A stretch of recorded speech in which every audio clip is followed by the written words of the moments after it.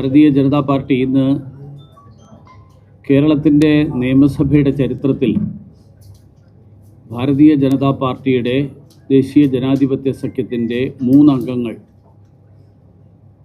നിയമസഭാ അംഗങ്ങളായി സത്യപ്രതിജ്ഞ ചെയ്ത് ചുമതല ഏറ്റെടുത്തിരിക്കുകയാണ്.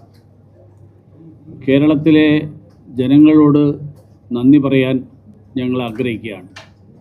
കേരളത്തിൻ്റെ വികസനത്തിന് വേണ്ടി പ്രധാനമന്ത്രി നരേന്ദ്രമോദിജി രാജ്യമെമ്പാടും നടപ്പിലാക്കിക്കൊണ്ടിരിക്കുന്ന വികസിത ഭാരതം നടപ്പിലാക്കാൻ പ്രാവർത്തികമാക്കാൻ വേണ്ടിയിട്ടുള്ള ലക്ഷ്യത്തിലേക്കുള്ള പാതയിൽ അതിനു വേണ്ടിയിട്ട് നടത്തുന്ന ശ്രമങ്ങൾ, ആ ശ്രമങ്ങളുടെ ഭാഗമായി കേരളത്തെയും ആ പാതയിലേക്ക് നയിക്കാൻ കേരളത്തിലെ ജനങ്ങൾ നൽകിയിട്ടുള്ള അവസരത്തിന് നന്ദി രേഖപ്പെടുത്താൻ കൂടി ഈ അവസരത്തിൽ ആഗ്രഹിക്കുകയാണ്. മാധ്യമപ്രവർത്തകരോട് എനിക്ക് പ്രത്യേകമായിട്ട് പാർട്ടിയുടെ 3 MLA-മാർക്ക് വേണ്ടി, ഭാരതീയ ജനതാ പാർട്ടിയുടെ സംസ്ഥാന നേതൃത്വത്തിന് വേണ്ടി എനിക്ക് അഭ്യർത്ഥിക്കാനുള്ളത്, ഞങ്ങൾ ഒരു വേറിട്ട ശബ്ദമായി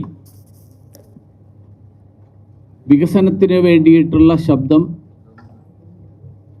രാഷ്ട്രീയ അഭിപ്രായ വ്യത്യാസങ്ങൾക്കപ്പുറത്ത്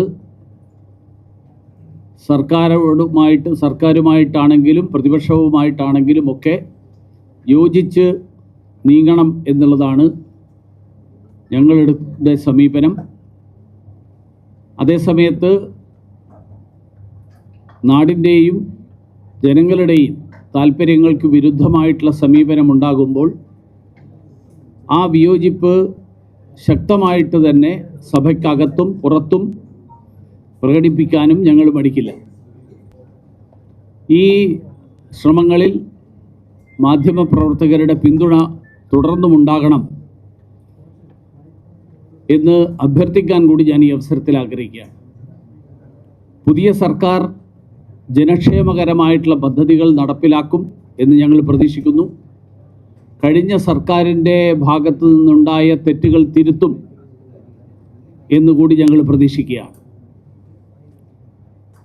സഹകരിക്കേണ്ടതിടത്ത് സഹകരിക്കുകയും വിയോജിക്കേണ്ടിടത്ത് വിയോജിക്കുകയും, അത് വിട്ടുവീഴ്ചയില്ലാത്ത വിയോജിപ്പ് പ്രകടിപ്പിക്കുകയും ചെയ്യുക എന്നുള്ളതായിരിക്കും ഞങ്ങളുടെ നയം. പ്രധാനമന്ത്രി നരേന്ദ്രമോദിജി സൂചിപ്പിച്ചതുപോലെ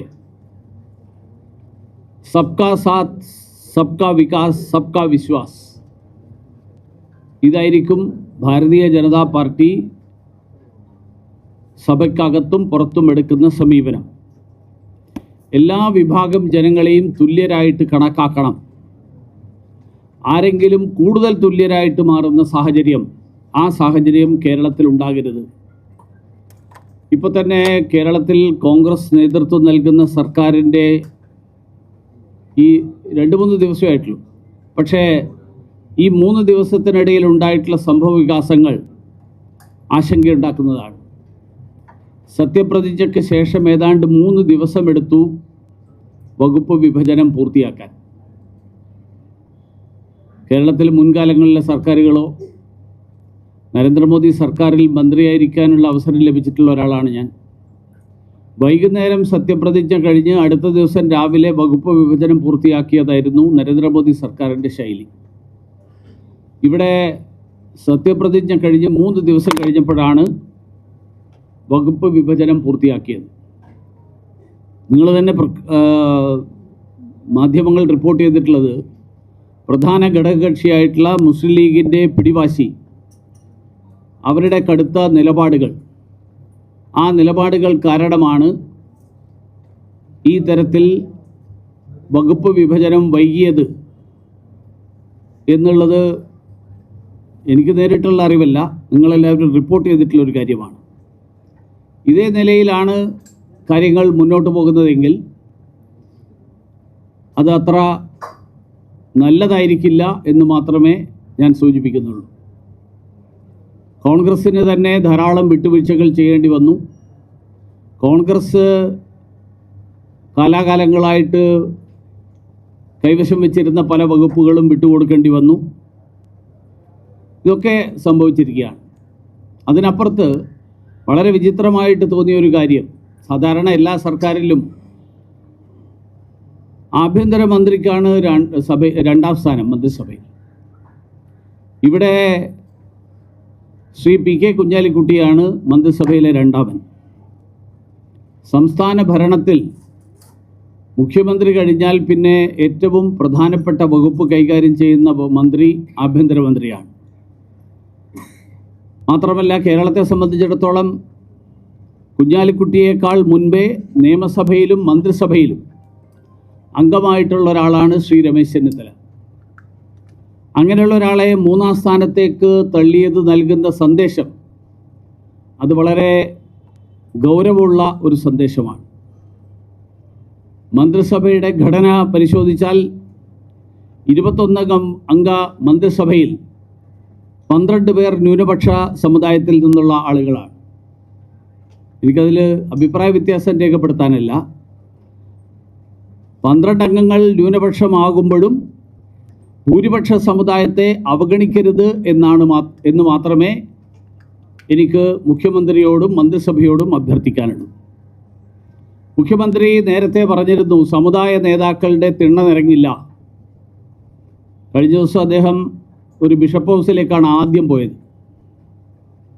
സത്യപ്രതിജ്ഞ ചെയ്ത് അദ്ദേഹം ആദ്യം പോയത് ഒരു ബിഷപ്പ് ഹൗസിലേക്കാണ്.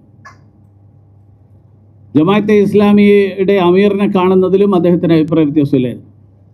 അപ്പോൾ അദ്ദേഹത്തിൻ്റെ ഈ തിണ്ണനിറങ്ങൽ പ്രയോഗം അത് SNDP NSS നേതൃത്വത്തെ മാത്രം ഉദ്ദേശിച്ചുകൊണ്ടുള്ളതാണ് എങ്കിൽ അത് നൽകുന്ന സന്ദേശം എന്താണ് എന്ന് കേരളത്തിലെ ഭൂരിപക്ഷ സമുദായം മനസ്സിലാക്കും. അതുകൊണ്ട് ഭൂരിപക്ഷ സമുദായ നേതാക്കളോടുള്ള ഈ ശത്രുതാപരമായ സമീപനം, ആ സമീപനം മുഖ്യമന്ത്രി അവസാനിപ്പിക്കണം.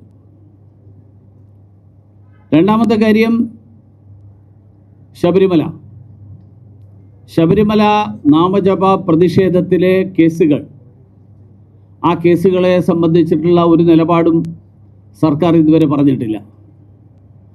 സ്വർണ്ണക്കൊള്ളയിൽ അന്വേഷണം സമയബന്ധിതമായി പൂർത്തിയാക്കാൻ എന്ത് നടപടിയാണ് സ്വീകരിക്കാൻ പോകുന്നത് എന്നും സൂചിപ്പിച്ചിട്ടില്ല.